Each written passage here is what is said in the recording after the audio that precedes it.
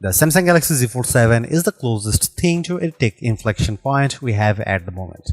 It is by far the best large screen foldable ever made, super thin, super light, exquisitely made, undeniably powerful and full of AI smarts, and goes straight to the top of our list of the best foldable phones you can buy. It's Samsung's first foldable to almost entirely not under-deliver on cameras, featuring the line's first ever 200 megapixel camera. It feels like more than progress, it's a folding phone revelation. I like it so much that I find myself frantically searching for weaknesses. I probe each part looking for a place where Samsung may have miscalculated, and with very few exceptions, I can't find any weaknesses. If I had to pinpoint where Samsung trips up, it would be in two areas: the removal of the digitizing layer, which leaves the Galaxy Z Fold 7 unable to work with the S Pen, and the price, which now flirts with $2000 in the US. That's a lot to spend for any phone, though in fairness, this really is like two devices in one, a flagship phone and 8-inch tablet, and so you might be able to justify the outlay. The Galaxy Z Fold 7 starts at $2000 which is $100 more than the previous model in the US. There is no price hike for buyers in the UK. The base model comes with 256GB of storage and 12GB of RAM at the time of reviewing. The Galaxy Z Fold 7 is on pre-order now and ships from July 25. It's available in Blue Shadow, Silver Shadow and Jet Black, plus a Samsung Online exclusive mint. Those prices make the Galaxy Z Fold 7 one of the most expensive foldables you can buy. In the US, it now costs $100 more than a similarly configured Google Pixel 9 Pro Fold. For instance, there will be deals especially for trade-ins, so look out for those. I agree, this is a lot to pay for a smartphone, but the Galaxy Z Fold 7 is not just a phone. It's also a tablet, yet so thin and light that someone glancing at in your hand might have no idea it's two-in-one. The question is, are you willing to pay more for something that is truly special? If you think the pace of smartphone and flagship innovation feels somewhat ho-hum, you probably haven't seen or touched the new Samsung Galaxy Z Fold 7. This is one of the best design upgrades I have seen in a while, not because it's radically different to the Samsung Galaxy Z Fold 6 that came before it, because it isn't, but because it's so much better in all the ways that truly matter. I will start with the physical specs because they are the most remarkable thing about of this new handset, especially when compared with the Galaxy Z Fold 6 and yes, even the Galaxy S25 Ultra. Unfolded, the Galaxy Z Fold 7 is just 4.2mm thick, that's 1.4mm thinner than the Galaxy Z Fold 6. Folded, the Galaxy Z Fold 7 is 8.9mm, 3.2mm thinner and the Galaxy Z Fold 6 and only 0.7mm thicker than the Galaxy S25 Ultra. Think about that, this foldable, which when folded is hiding a gorgeous 8-inch display, is almost imperceptibly thicker than a single screen flagship device. Even the weight is impressive. Between versions, Samsung shed a whopping 24 grams and the Fold 7 is even 3 grams lighter than the Galaxy S25 Ultra. Yup, two screens and it's still lighter than the flagship. Perhaps that shouldn't be so surprising. When I hold the Galaxy Z Fold 7 up to the Galaxy S25 Ultra, the foldable is smaller than the Ultra, which is 162.8mm by 77.6mm, while the Galaxy Z Fold 7 when folded is 158.4mm by 72.8mm. Carrying the Galaxy Z Fold 7 is now like a holding secret. At a glance, it looks like a standard 6.5-inch smartphone. It's not until you take a closer look that you notice the seam down one edge and the hinge on the opposite side. Size and weight aside, the phone feels good in my hand because of the excellent materials. Its armor aluminum frame is covered front and back with Corning Gorilla Glass Ceramic 2. A substantial pill-shaped 3-camera array sticks out of the back. Whenever I put the phone down camera side first, it tips at an awkward angle. I guess that's the price I have to pay for a better imaging system. On the top edges, when you are holding the phone, are a pair of microphone holes, a vent and a SIM slot. The bottom edges feature more microphone holes, a speaker slot, and the USB-C data and charging port. The tolerances here are quite something. The USB port appears to just barely fit in the space. The only buttons are the long volume rocker and the power or fingerprint reader and Gemini button. Samsung has re-engineered the hinge and it's noticeable. The phone is firmly closed when folded and has considerable but not overly resistant tension as you open it, and it snaps into position as a fully flat 8-inch tablet.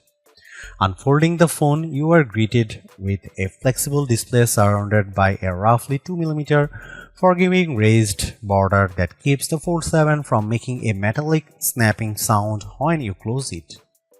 There is still a crease, but it's far less pronounced than what you see on the Galaxy Z Fold 6. That's due in part of the new teardrop-shaped screen fold hidden in the redesigned hinge, meaning the thin, flexible screen curves into a perhaps more forgiving teardrop shape when the phone is folded. This is likely what accounts for how it can more easily unfold to a nearly perfectly flat phone. I can only see whatever minimal crease remains at certain odd angles, and more so when the screen is off. To the touch, it's barely perceptible. The Samsung Galaxy Z Fold 7 is IP48 rated, which means it can handle a sustained dunk in fresh water, but I would keep it away from dust and sand. I ran my device under a tap with no ill effects. A wider and taller Z Fold means not one but two bigger screens. The cover display is now a 6.5-inch 21:9 display that is finally indistinguishable from a standard flagship phone display. Where the Galaxy Z Fold 6 has a 968 by 2376 resolution, the Z Fold 7 cover screen is an expansive 2520 by 1080 422 ppi 1 to 120 Hz AMOLED 2x screen. It has a punch hole for the 10MP selfie camera, but it does not feature an under-the-screen fingerprint reader that's integrated with the power button. It's a lovely, bright screen that's now wide enough to more easily accommodate a more usable virtual keyboard and fully serviceable when you don't want to unfold and use the main display. Like the cover display, the main display is larger this year. It's now an 8-inch display from the Galaxy Z Fold 6's 7.6 inches. It's also got more pixels, jumping from 2160 by 1856 to 2184 by 1968. It's still QXGA+ and supports the dynamic 1 to 120 Hz refresh rate. While the display size now matches Apple's iPad mini, the 6th generation's mini's 8-inch screen has an aspect ratio of 3:2, while the Galaxy Z Fold 7 is now 5:6.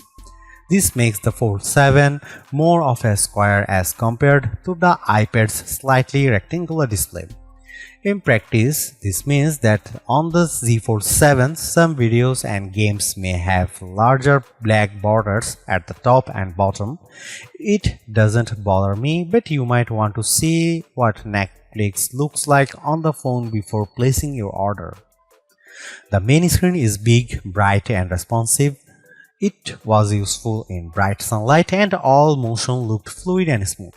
I left it on the default setting, which lets the system adjust the refresh rate on the fly up to 120 Hz and down to 1 Hz, which is not as energy efficient as locking in at 60 Hz. Both screens are rated for a max brightness of 2500 nits.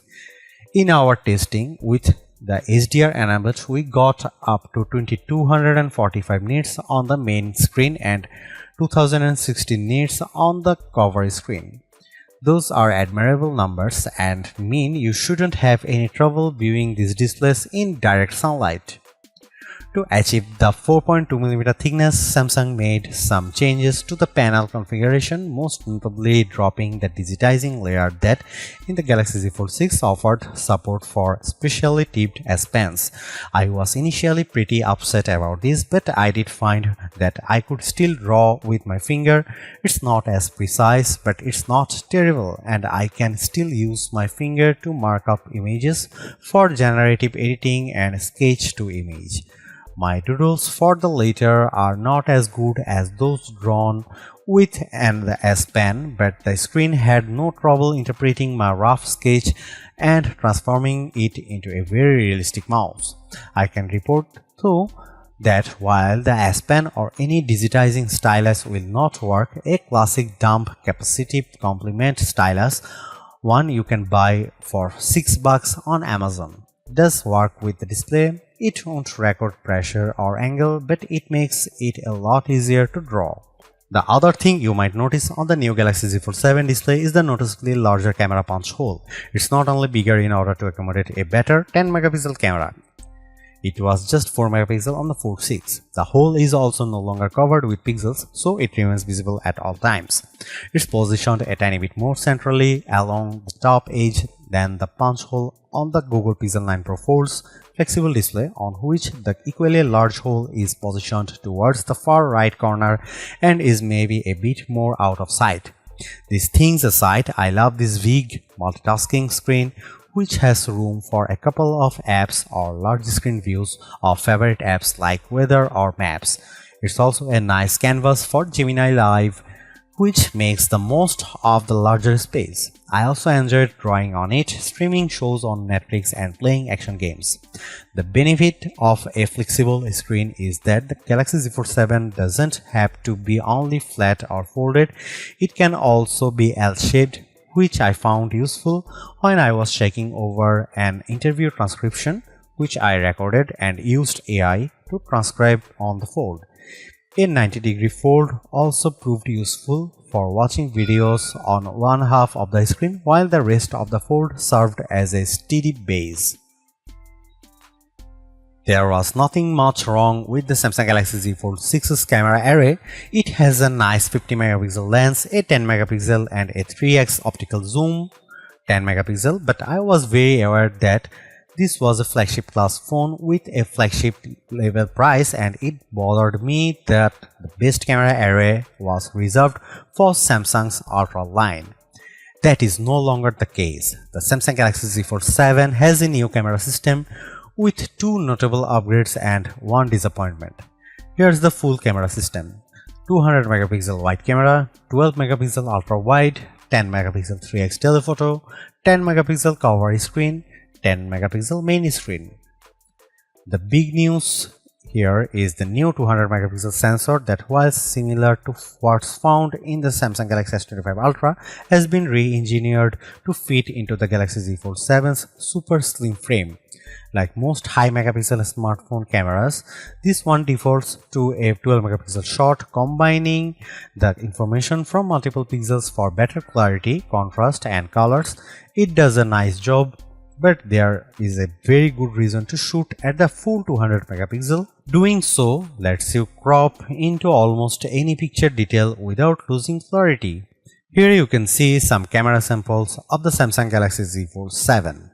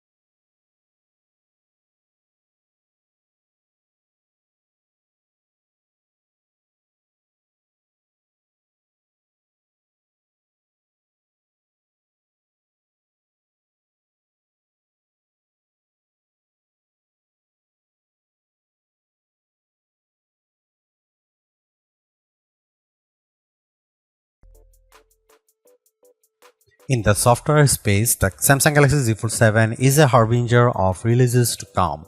It's the first flagship to release with Android 16 well ahead of the next big Pixel launches, including we expect the Pixel 10 Pro Fold on August 20, and it also has the latest Samsung software in the form of the One UI 8.